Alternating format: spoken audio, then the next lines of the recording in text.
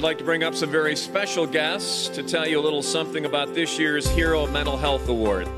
Hi, I'm Marin Blakely, and I'm a senior, and I'm in the Cheyenne Mountain Lead class. And I'd just like to start off by thanking AspenPointe for making it possible for all the advanced lead students to be here today. It really means a lot, and it's an honor. So Matt is going to tell you a little bit about the structure of our class. LEAD stands for Learning and Educating about Disabilities. It's an elective class. Monday, Tuesday, and Thursday are education days, where we hear and discuss about the teenage brain and how it works. As part of our responsibility to give back, we mentor to learning disabled children at elementary schools every Wednesday. Fridays are group days, where I get support and skills to cope with my depression. Now Corey's going to talk to you about the class. Hi, I'm Corey Delgado, and I'd like to give an example of what we learn and how we apply it. One of my struggles is bipolar disorder. I have learned how alcohol and drugs can influence a typical teenage brain, and I recognize that with my disorder, it will negatively impact my physical and mental health. I have many opportunities to experiment with drugs and alcohol, but I have already decided I won't do it because of the knowledge that I've gained from Mr. Pocock and the LEAD program. I just respect Poe so much as an educator that I would just hate to see him disappointed. And Marin is going to finish with the introductions. So, oh God, I left my script down on my phone. So, Poe, Mr. Pocock, we lovingly call him Poe, is your hero today, and that's how you're honoring him today, but he's our hero every day. So, without further ado, Alan Pocock, would you please join us on stage?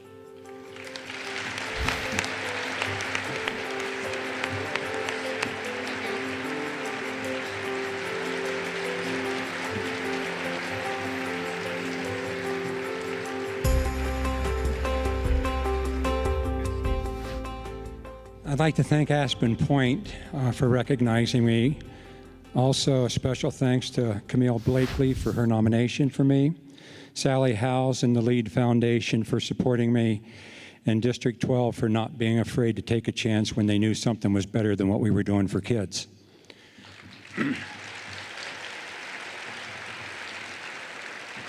One of the questions that I'm often asked is, I believe the term they use is seasoned educator. I know it means old.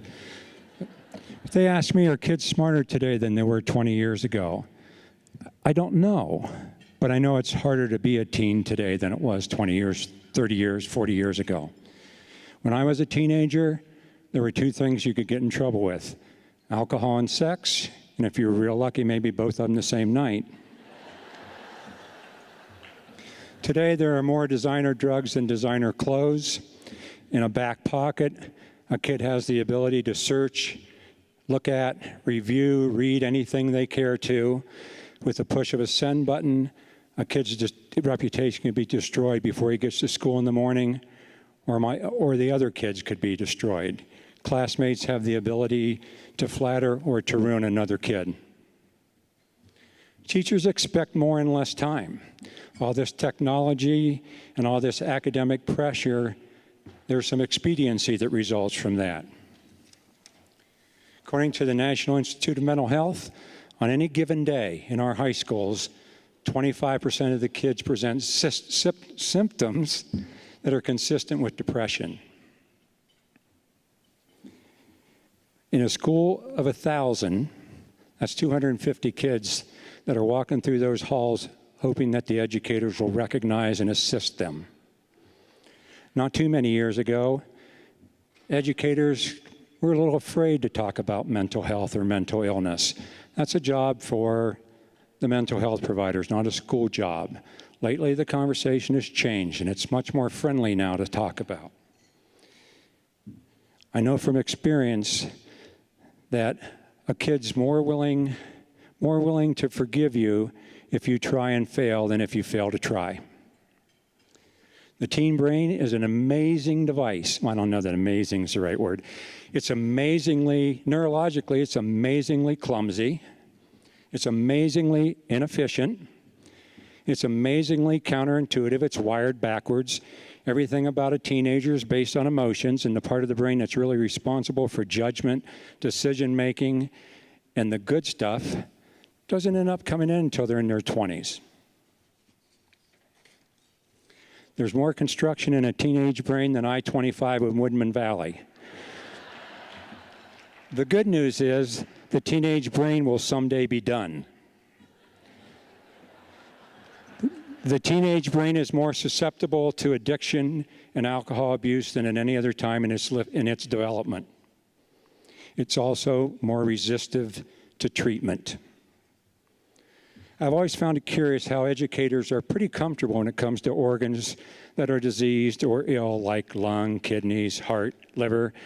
But when the disease or the illness impacts the brain, we suddenly become a little bit more nervous and a little more cautious.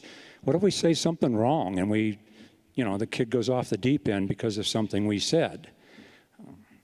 I believe it's time to realize that kids are not that fragile. I think we also need to realize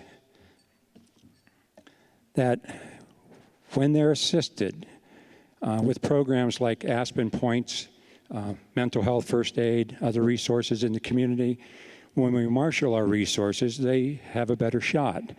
After 40 years of teaching, 40 plus, I have to admit I'm tired.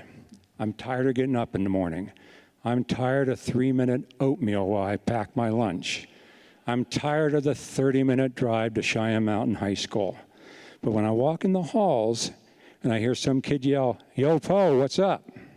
Or when I walk in my room, in my office, and there's a half a box of Kleenex on the floor, a senior girl with mascara running down her cheeks going, "Well, you're kind of late, aren't you? I've been waiting on you all morning." I realize I have an opportunity to make a kid's day better.